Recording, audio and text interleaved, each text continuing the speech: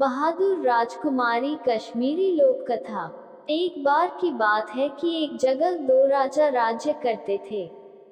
उनमें से एक राजा के बहुत सुंदर बेटा था और दूसरे राजा के बहुत सुंदर बेटी थी। दोनों राजाओं के बच्चे शादी के लायक थे, इसलिए दोनों राजा अपने अपने बच्चों के लिए जीवन साथी ढूंढने के लिए लोगों को भेज रहे थे। किस्मत की बात कि दोनों राजाओं के दूत आपस में मिले और बातचीत के बीच उन्होंने एक दूसरे को अपने अपने उद्देश्य बताए।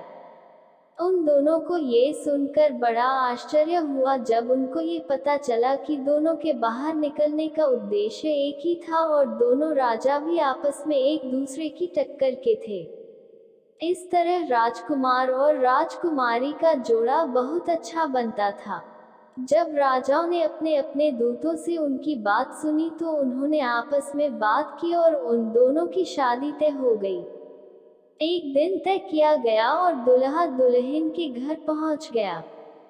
शादी की रस्में सब बहुत शानदार तरीके से पूरी की गईं, लेकिन उनकी खुशियों पर एक बादल छा गया। उनकी खुशी कितने कम समय के लिए थी। जब दुल्हा अपनी दुल्हन को लेकर घर लौट रहा था तो रात को वह एक बागीचे में रुका। इत्तेफाक से वह बागीचा परियों का था। ये परियां रात को वहां आती थीं। उस रात जब वे वहां आई तो वहां राजकुमार को देखकर वे उससे प्रेम कर बैठी। उन्होंने उसको अपना बनाने का सोच लिया। उन्होंने उस पर ऐसा जादू डाला कि वह मौत जैसी गहरी नींद सो गया। अगली सुबह राजकुमारी और दूसरे लोगों ने उसको उठाने की बहुत कोशिश की पर सब बेकार। उन सबको लगा कि वह मर गया था, सो उन्होंने उसका दुख मनाया और उसके लिए रोए जैसे कि लोग किसी मरे आदमी के लिए रोते हैं जिससे वे अब कभी बात नहीं कर पाएंगे। यह उनके लिए बड़ी मुश्किल की घड़ी थी। तभी वहां पर सूडाब्रोर और बूडाब्रोर दो चिड़ियां आईं और जहां लोग राजकुमार के लिए रो रहे थे उस जगह के पास ही एक पेड़ की शाख पर आकर बैठ गईं और आपस में बातें करने लगीं। सूडाब्रोर बोला, इन लोगों को इस राजकुमार को दफन नहीं करना चाहिए। बूडाब्रोर बोला, क्यों? सूडाब्रोर बोला, क्योंकि यह अभी मरा नहीं है, शायद कुछ दिन में ही यह जिंदा हो जाएगा। उनके ये शब्द राजकुमारी के कानों में अमृत की तरह से पड़े। उसने तुरंत ही यह हुक्म दिया कि राजकुमार के शरीर को वहीं पड़ा रहने दिया जाए जहां वह था। उसने उन सब से ये वायदा किया कि वह इस हुक्म की वजह उनको बाद में बताएगी। इस हुक्म के अनुसार राजकुमार के शरीर को उसी बागीचे में छोड़ दिया गया और बाकी सब लोग अपने अपने घरों को चले गए। दुखी दुल्हन और उसकी तरफ के लोग एक तरफ चले गए, दुल्हे की तरफ के लोग दूसरी तरफ चले गए। राजकुमारी के माता पिता को अपनी बदनसीब बेटी की बदकिस्मती की बात सुनकर बहुत दुख हुआ। राजकुमारी भी दिन रात रोती रहती। कोई चीज उसको कोई आराम नहीं दे पाती। हर पल वह राजकुमार के लौटने की बात तकती रहती पर वह तो आया नहीं। आखिर जब उससे अपना दुख और नहीं सहा जा सका तो उसने अपने पिता से महल छोड़कर इधर उधर घूमने की इजाजत मांगी जहां भी उसकी इच्छा होती। हालांकि राजा उसको इस तरीके से कहीं जाने देना नहीं चाहता था, पर अपने मंत्रियों की सलाह पर उसने उसको जाने की इजाजत दे दी। मंत्रियों का विचार था कि अगर राजकुमारी इसी तरह से यहाँ कुछ दिन और रही तो कहीं वह पागल न हो जाए। सो उनकी सलाह पाकर राजकुमारी बाहर घूमने चल दी। वह दुखी सी चारों तरफ घूमने लगी। हर आने जाने वाले वह पूछती रहती, क्या तुमने राजकुमार को कहीं देखा है? क्या तुमने राजकुमार को कहीं देखा है? इस तरह घूमते घूमते और राजकुमार के बारे में पूछते पूछते उसको कई दिन बीत गए, पर कोई भी उसको राजकुमार के बारे में कुछ न बता सका। आखिर उसको एक बूढ़ा मिला। उसने उससे भी यही पूछा, क्या तुमने राजकुमार को कहीं देखा है? बूढ़ा बोला, मैं एक बागीचे के पास से गुजर रहा था कि मैंने वहां जमीन पर एक बहुत सुंदर लड़के को सोते हुए देखा। मुझे ये देखकर बड़ा आश्चर्य हुआ कि उस नौजवान ने आराम करने के लिए ऐसी जगह क्यों चुनी, सो मैं वहां रुक गया। लो कुछ पल बाद ही मैंने कुछ परियां वहां आती देखी। उन्होंने उसके सिर के नीचे एक जादू की छड़ी रखी तो वह तो उठकर बैठा हो गया और उनसे बातें करने लगा। कुछ देर बाद उन परियों ने वह जादू की छड़ी उसके पैरों के नीचे रखी तो वह फिर से लेट गया और सो गया। मैंने बस यही देखा। मेरी तो समझ में आया नहीं कि इस सब का मतलब क्या था। राजकुमारी बोली, आश्चर्य, क्या तुम मुझे उस बागीचे तक ले जा सकते हो जहां वह नौजवान सोया हुआ था? बूढ़ा बोला, हाँ हाँ, क्यों नहीं। कहकर वह उसको उस बागीचे की तरफ ले गया जहां वह राजकुमार सोया हुआ था। जब वे वहां पहुंचे तो राजकुमार का शरीर वहां दिखने में बेजान जैसा पड़ा हुआ था।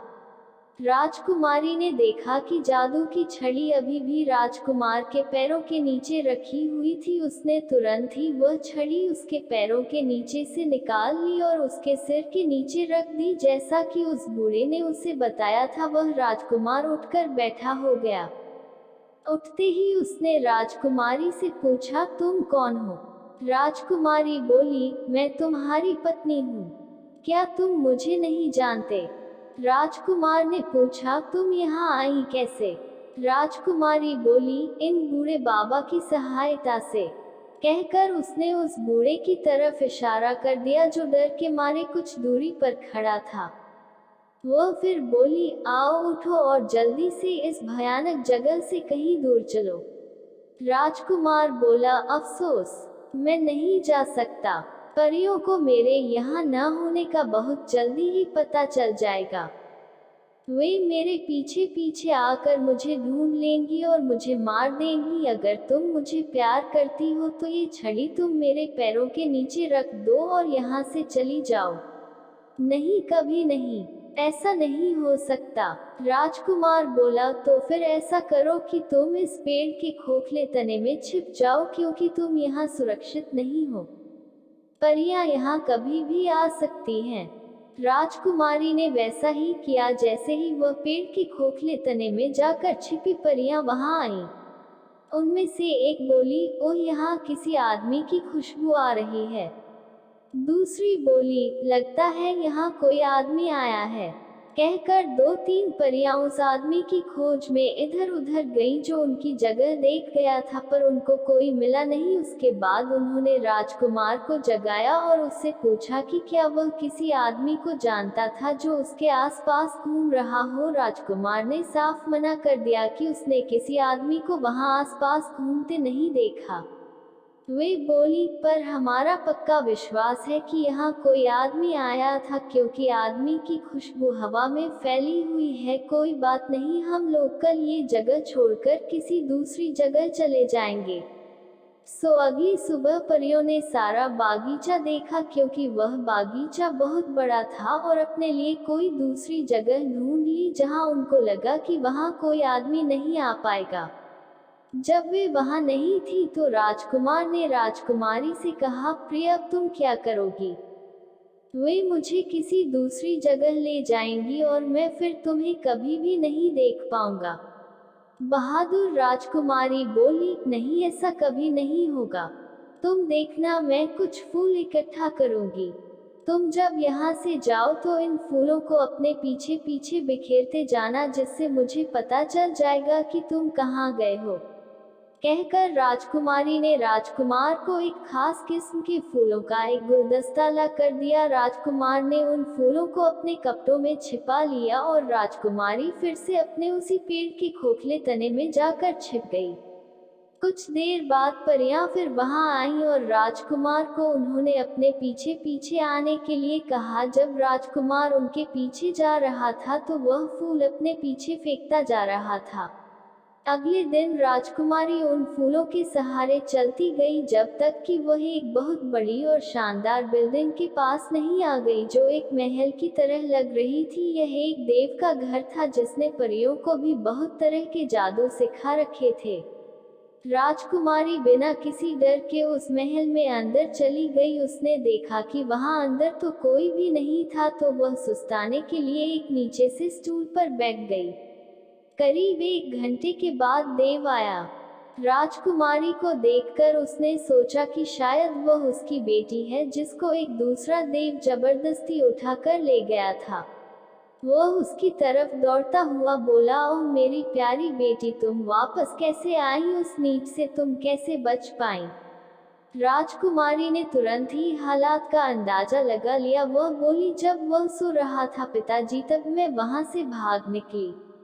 कुछ समय तक राजकुमारी देव के पास रही। वहां उसको देव और परियां देव की बेटी ही समझते रहे। वह वहां जो चाहती वह करती थी और जहां चाहती वहां जाती थी। उसकी प्रार्थना पर देव ने उसको कई जादू भी सिखा दिए थे, जैसे किसी आदमी को मरा हुआ कैसे दिखाना, फिर कैसे उसे जिंदा करना, छिपी हुई चीजों का पता लगाना, आदि आदि। एक दिन उसने अपनी ताकत से यह पता लगा लिया कि राजकुमार एक परी के कान के बुंदे में छिपा हुआ है। उसने ये बहाना बनाया कि वह बुंदा उसको बहुत पसंद था, इसलिए वह उसको पहनने के लिए दे दिया जाए। पहले तो परी ने कुछ न नुकुर की, पर फिर उसको देव की बेटी होने के नाते उस बुंदे को दे देना पड़ा, लेकिन इस शर्त पर कि वह बुंदा वह उसको अगले दिन दे देगी। राजकुमारी इस बात पर राजी हो गई। जैसे ही परी ने उसको अपना बुंदा दिया और वह वहां से चली गई, राजकुमारी ने अपने जादू से राजकुमार को उसमें से बाहर निकाल लिया।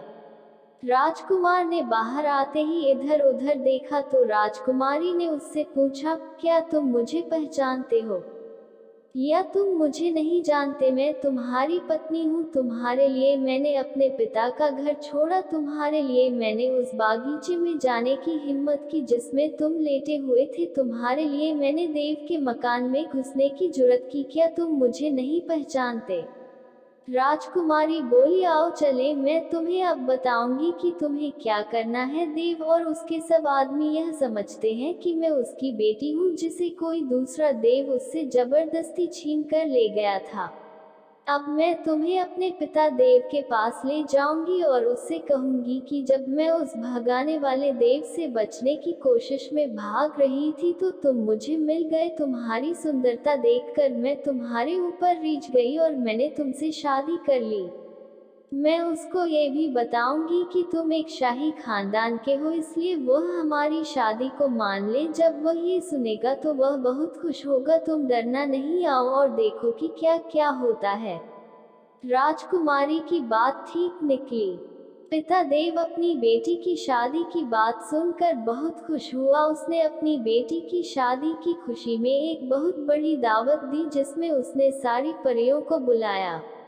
राजकुमार और राजकुमारी देव के पास कुछ हफ्तों तक आनंद से रहे। फिर राजकुमार ने देव से अपने माता पिता से मिलने की और राजकुमारी को भी उनसे मिलवाने की इच्छा प्रकट की। हालांकि देव उन दोनों को अपने पास ही रखना चाहता था, पर फिर उसको राजकुमार को घर जाने की इजाजत देनी ही पड़ी। उसने उनके लिए बहुत सारी भेंटें इकट्ठी करके उनके साथ रख दी और उनसे जल्दी वापस आने के लिए कहा।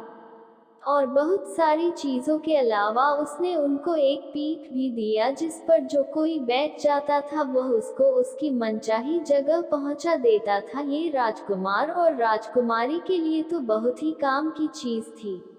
उन्होंने उस पीठ में अपना खजाना भरा और उसके ऊपर बैठकर देव और सारी परियों को विदा कहकर राजकुमारी के पिता के राज्य चले गए। वे जल्दी ही वहां पहुंच गए, क्योंकि राजा की बेटी घर वापस लौट आई थी और उसका पति भी मरा नहीं था, जिंदा था और ठीक था और उसके साथ था। सो उस दिन महल में ही नहीं बल्कि सारे शहर में बहुत खुशियां मनाई गईं।